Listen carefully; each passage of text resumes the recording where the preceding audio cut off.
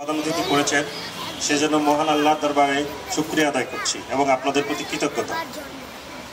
আজকের যে বিজয় দিবস, এই বিজয় দিবসটা কী জন্য সেটা আপনারা জানেন বা কীভাবে হয়েছে সেটাও জানেন। আমি দুইটি ছোট্ট স্মৃতিচারণ করব আমার বাবাকে নিয়ে। আমার আব্বা একজন বীর মুক্তিযোদ্ধা। উনি 1971 সালে তৎকালীন ইপিআর ইস্ট পাকিস্তান রেজিমেন্ট, যেটা বর্তমানে বিজিবি বর্ডার গার্ড বাংলাদেশ, যেটা বিজিবি, তৎকালীন সময় উনি সুবেদার মেজর হিসাবে কর্মরত ছিলেন। 26শে মার্চ যখন দেশ স্বাধীনতা ঘোষণা হয়, 27শে মার্চ উনি মুক্তিযুদ্ধে যোগদান করেন এবং 1 নম্বর সেক্টর মেজর জিয়াউর রহমানের সাথে 1 নম্বর সেক্টর উনি যুদ্ধ করেন। ওনার যুদ্ধের ছোট্ট দুটি ঘটনা আমি বলি। তখন ছিল নভেম্বর মাসের 20 বা 22 তারিখ ফেনীর বেলানিয়া সীমান্তে ওনার আওতায় আর্মির একটা গ্রুপ নিয়ে, মানে তখন তো আসলে আর্মি ছিল না এভাবে, পুলিশ এবং বিডিআর মানে ইস্ট পাকিস্তান রেজিমেন্ট, এই সৈন্যদেরকে নিয়ে ওনার নেতৃত্বে 8 জনের একটা টহল দল উনি ফেনীর বেলানিয়ার একটা পাকিস্তানিদের ক্যাম্প আক্রমণ করবেন। তো আক্রমণের উদ্দেশ্যে আমার বাবা নেতৃত্বে ছিলেন। তো উনি বাকি 7 জনকে অ্যাম্বুশ পজিশন, আমরা যেটাকে পুশআপ পজিশন বলি, ওই পজিশনে রেখে উনি রেকি করতে গেছেন, যে আসলে বুঝতে গিয়েছেন যে এখানে কি পরিমাণ সৈন্য আছে এবং কি পরিমাণ গোলা বারুদ মজুদ আছে, ওনারা পারবেন কিনা। কিন্তু যখন উনি রেকি করতে যান, রেকি করতে গিয়ে একজন পাঠান সৈনিকের হাতে ধরা পড়ে যান। তা আমার বাবা তখন ওই পাঠান সৈনিককে এভাবে হাত দিয়ে জড়াই ধরছেন, এমনভাবে ধরছেন মানে গলা চাপ দিয়ে একদম বগলের নিচে নিয়ে। ততদিন ফোনে ধস্তাধস্তিতে মূল পাকিস্তানি সেনারা খবর পেয়ে যায়। খবর পেয়ে 5-6 জন এসে আমার বাবাকে ওই পাঠান সৈনিককে ছড়ানোর জন্য টানাটানি করে, কিন্তু আনফর্চুনেটলি ওই পাঠান সৈনিক তখনই মারা যায়। ওই অবস্থায় শ্বাস বন্ধ হয়ে মারা যায়। ঠিক তখন আমার বাবাকে নিয়ে গিয়ে বুট জুতা দিয়ে যেভাবে পিষার কথা ওইভাবে পিষতে থাকে। এইদিকে আমাদের বাঙালি যারা ছিল, যে আরও যে 6-7 জন ওনার সাথে ছিল, ওরা দেখলো যে স্যার আসতেছে না, কেন, কি হয়েছে, তারপরে স্যার কোনো বিপদে কিনা, সবুজ সংকেত আসতেছে না, আক্রমণের সংকেত আসতেছে না। ততক্ষণে তারা দেখলো যে হ্যাঁ, স্যার অলরেডি আটক হয়ে গেছে। তখন ওই 7 জন মানে প্রাণের বিনিময়ে যুদ্ধ করে পুরো পাকিস্তানি ক্যাম্পটাকে জ্বালাই দিয়ে আমার বাবাকে সিনায় আনে এবং আমার বাবা বেঁচে যান। এই হচ্ছে ওনার একদম সরাসরি যুদ্ধের একটা স্মৃতি। আরেকটা স্মৃতি হচ্ছে 14ই ডিসেম্বর, যেদিন জেল হত্যা, 14 ডিসেম্বর যে বুদ্ধিজীবী শহীদ বুদ্ধিজীবী দিবস যেটা, সেদিন কিছু আমাদের মুক্তিযোদ্ধার একটা দলছুট হয়ে যায়। তো দলছুট হয়ে উনি ফেনী থেকে চিন্তা করলেন যে একটু গ্রামের বাড়ি যাই দেখে আসি কী অবস্থা। 9 মাস আমার মায়ের সাথে কোনো যোগাযোগ ছিল না, আমার তখন জন্ম হয় নাই, আমার বড় ভাই বোনরা ছিল।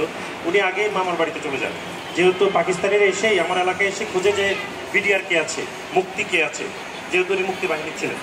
উনি পদাতিকে ছিলেন, গানার্স অফিসার ছিলেন। তো 14 ডিসেম্বর যখন উনি রাতের বেলায় যেটা সুযোগ পেয়েছে যে তাহলে ঠিক আছে পরিবারকে দেখে আসে, তখন তো তারা জানে না যে 16 তারিখ দেশ স্বাধীন হয়ে যাবে। তো উনি যখন আসলেন এবং ওনার সাথে আরও 3 জন মুক্তিযোদ্ধা আমাদের এলাকারই ছিলেন, ওরা সব বেসামরিক ছিল। তো বেসামরিক সহ উনি আসলেন। আসার পরে পাকিস্তানিরা খবর পেয়ে গেছে যে কিছু মুক্তিযোদ্ধারা দলছুট হয়েছে। তো দলছুট হয়ে কোথায় যাবে, নিশ্চয় আত্মীয় স্বজনের কাছে যাবে। আমাদের বাড়ির চারপাশে মুক্তিযোদ্ধা ঘেরাও করেছিল। আবার উনি যখন এরা বুঝতে পেরেছে যে অলরেডি পাকিস্তানিরা আমাদের বাড়ি ঘেরাও করে ফেলেছে, উনি আর বাড়িতে ঢুকলেন না ঢুকে একটা খালের মধ্যে নেমে গেলেন। সারা রাত্রে উনি খালে দাঁড়াইলেন, ওঠার সাহস পাচ্ছেন না, যেহেতু হাতে অস্ত্র নেই, একা কীভাবে দেশের সাথে যুদ্ধ করবে। সারা রাত এই শীতকালে, 14 ডিসেম্বর তো মানে পুরোপুরি শীত, এই শীতকালে সারা রাত ডোবার মধ্যে দাঁড়ায় থাকলেন। এবং যখন সকাল ফজরের আজান দিছে, পাকিস্তানিরা সব চলে গেছে, উঠে দেখেছে সারা শরীরে যোগ ভরে আছে, রক্ত আর রক্ত। এই হচ্ছে মুক্তিযুদ্ধদের স্মৃতি। আপনারা হয়তো অনেকে জানেন, আমরা মুক্তিযুদ্ধ দেখি নাই, কিন্তু মুক্তিযুদ্ধের স্মৃতি আমার বাবার কাছ থেকে শুনেছি। ওনার কাছ থেকে উদ্বুদ্ধ হয়ে আমিও বাহিনীতে যোগ দিয়েছিলাম। আমি বাংলাদেশ নৌবাহিনীতে 2000 সালের 1 জানুয়ারি জয়েন করেছিলাম এবং 12 বছর চাকরি করে আমি স্বেচ্ছায় অবসর নিয়ে এসে বিজনেস শুরু করি। আমারও এক সময় ইচ্ছা ছিল যে যদি কখনো বাংলাদেশে যুদ্ধ লাগে, যুদ্ধ করতে হবে, বাবার মতো বীরত্ব অর্জন করতে হবে। সেই সুযোগ পাইনি, তার আগে হয়তো চলে আসছি বা যুদ্ধ হয় নাই। তবে আমাদের যারা রিটায়ারমেন্টে আসলেও কথা আছে, আমাদের মুসলেখা দেওয়া আছে, যদি কখনো যুদ্ধ লাগে তাইলে আমাদেরকে ডাকবে, আমাদেরকে যেতে হবে। চাকরি ছেড়ে দিয়েছি, ট্রেনিং তো ছেড়ে দিইনি, জমা দিইনি। চাকরি ইউনিফর্ম জমা দিয়েছি, ট্রেনিং তো জমা দিইনি। আমাদের তো সেই ট্রেনিং আছে, হয়তো কোনো একদিন যদি কখনো দরকার হয় দেশের প্রয়োজনে আবার চলে যাব। আমি আপনাদের এলাকায় এসেছি, বেশি দিন হয় না, আনসার ভাই বলেছে, তবে অনেকে কম দিনও অনেক বেশি দিনের মতো করে করতে পারে। আমি এটাকে আমার নিজের এলাকা মনে করি। এবং সেইভাবে কাজ করার চেষ্টা করি। ভুল ত্রুটি মানুষের থাকে, তার মধ্যে হয়তো কাজের মধ্যে অনেকের সাথে অনেক ভুল ত্রুটি থাকতে পারে, সেজন্য আমি সবার কাছে ক্ষমা প্রার্থী। পঞ্চায়েত কমিটিটা যখন আনসার ভাই করবে আমাকে বললো, আমি এক বাক্যে বললাম যে আসলে প্রতিটা এলাকায় এটা থাকা উচিত। সুযোগ সুবিধা অসুবিধা বিচার সালিশ ছোটখাটো অনেক কিছুতে থাকতে পারে, সেই সুযোগ সুবিধার জন্য আসলে আমি কমিটিতে যোগদান করেছি। একটা কমিটি বা একটা সংগঠন চালাতে আসলে অর্থ দরকার হয়, অর্থের প্রয়োজন হয়। এই অর্থ একজন দুইজনের ডোনেশনে সারা জীবন চলবে না। সেই ক্ষেত্রে নির্দিষ্ট কোনো আয় করা যায় কিনা বা একটা মাসিক কোনো ইনকাম করানো যায় কিনা এই সংগঠনে, তাইলে হয়তো সংগঠনটা স্থায়ী থাকবে। আমাদের দেশের মানুষের চিন্তা চেতনা হলো কি জানেন, একটা সংগঠন তৈরি করে ফেলবে, পরে এটা কিভাবে চলবে এটা কেউ জানে না, এবং এটা 1 বছর 2 বছর বন্ধ হয়ে যায়। হঠাৎ করে মানুষের দান অনুদান একটা মসজিদ করে ফেলে, মসজিদটা চলবে কিভাবে, এটার ইনকাম সোর্স কি, এটা নিয়ে আমরা কেউ ভাবি না। সেজন্য প্রতিষ্ঠান করার আগে প্রতিষ্ঠানের ব্যয়ভার সম্পর্কে সবার ধারণা থাকতে হবে। যেহেতু আমরা করেই ফেলেছি, এখন ব্যয়ভার ওইভাবে হয়তো প্রথম চিন্তা করা হয় নাই।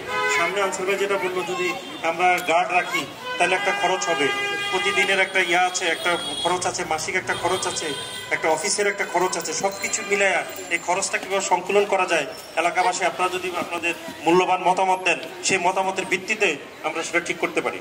আজকে আমি হয়তো প্রধান অতিথির আসরে আছি, কালকে আপনি আসেন, পরশু আপনি আসেন, যোগ্য হন, যোগ্যতা অর্জন করেন, আপনি কিছু করে দেখান, অবশ্যই প্রধান অতিথি আপনি হতে পারবেন।